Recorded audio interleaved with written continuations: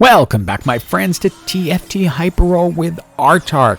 This is one of those games that's kind of just a fun one, not necessarily anything that I would suggest you try to force unless you get the right circumstances, because it's really fun to do. We'll get to forcible stuff. I promise we will go all through that once the set gets a little more set. And before we jump into it, here's the graphic. Like, comment, subscribe. You know the drill. It helps the channel, so you want to do it, right? Right? Okay, let's get into it. So as you know, I have a friend named Gary at Riot who tries to give me hints, and he was trying to give me a hint here, and I just ignored it, and I went for the Tome of Traits, grabbed the Tome of Traits, opened it up, and it's like, remember that Star Guardian crest I tried to give you? Yeah, well, look. Here it is again. Don't argue with me, just take it. And let me say this, if you get the chance to get a Star Guardian crest, go ahead and grab it, because creating this build is so much fun. Not as easy if you don't get the crest, obviously. Since there are 7 Star Guardians, the emblem allows you to go to 8, which gives you 175% mana regeneration, which is huge, especially with you're dealing with some of the later game champs like Neeko, who are really powerful when they can cast often. And thanks to the will of Gary, I was able to get the early Sona and turn her into the Star Guardian, because that is going to provide critical healing to the team as well as an additional spell slinger, because a lot of the Star Guardians are, well, also spell slingers.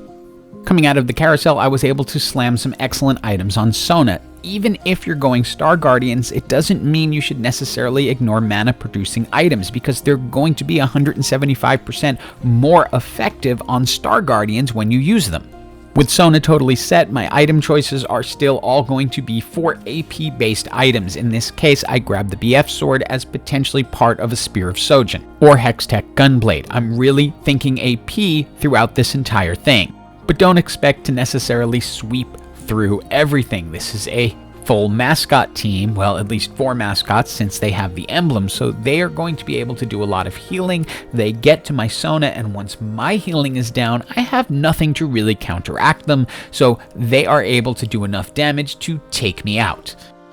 We head into our second augment, and we get a lower tier augment, but I will go ahead and take Celestial Blessing. I don't like to roll those unless I have absolutely no choice, but at least now I have 4 Star Guardians, have some healing, and then a whole bunch of Rells for when I get done with this round.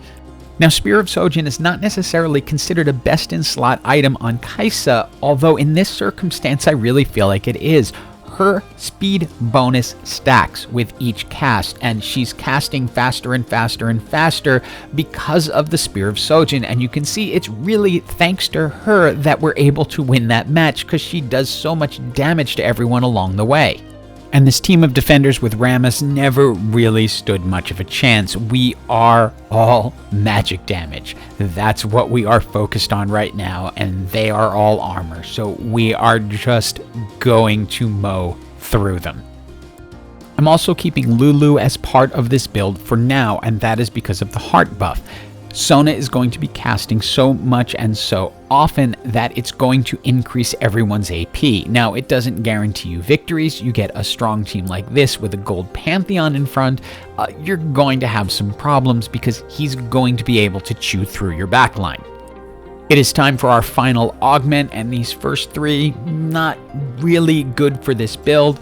We're hoping for something good. Sunfire Board will work because this team is going to do a lot of damage quickly, especially once we get Neeko into it, which is one of the things we're looking for. And having Sunfire Board on the table is going to help weaken the opposing team, reduce their healing, etc.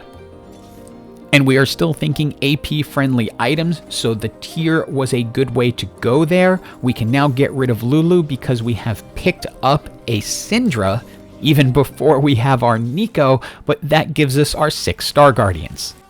Unfortunately, our bench is not really set for a Syndra yet. I like to have a lot of 5 costs on the bench for that, and this team we're against, well, they've got a ton of power with their spell slingers. We really need to find Neeko and get a Spear of Sojin on her so she can take care of teams like this. We found our Neeko, got a Spear of Sojin on her, put the Static Shiv onto Kai'Sa because she's going to be attacking fast. That's going to shred the opposing team's magic resist, which is going to make our spell casting more and more effective as we go.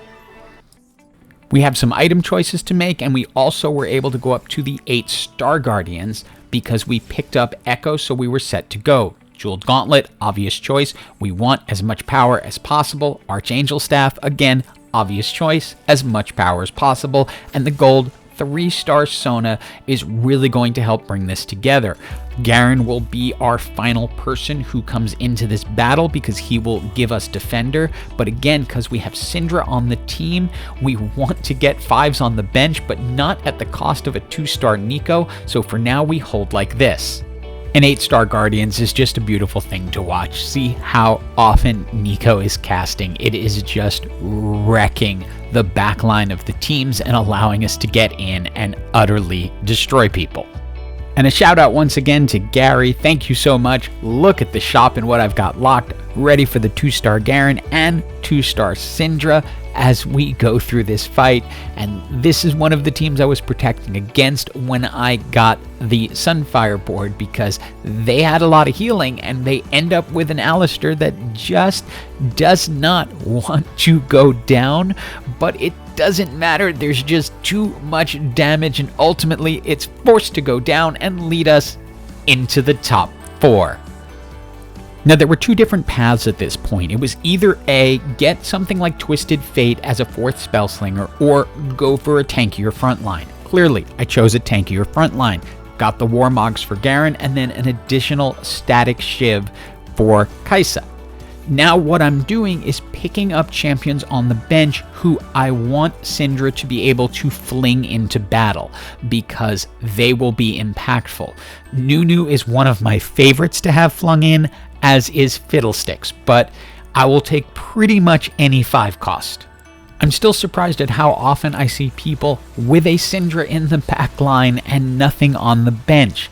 You need to put good champions on the bench who will join the fight as you go, because that is going to help you win.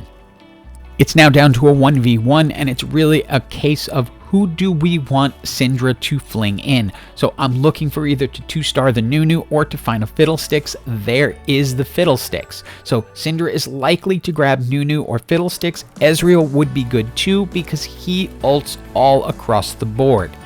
We're going to have 2 chances at this since we have 10 health. That means we can suffer 2 losses, but my feeling is we can get through it in 1. This team is very, very strong, although we are facing a team that is incredibly similar.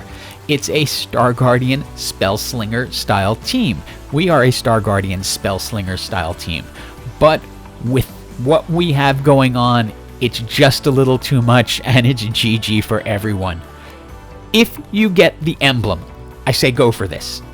If not, see what the augments are, see how it goes, but it is a really, really fun build. Hope you enjoyed this video, and as always, have an absolutely, absolutely awesome day.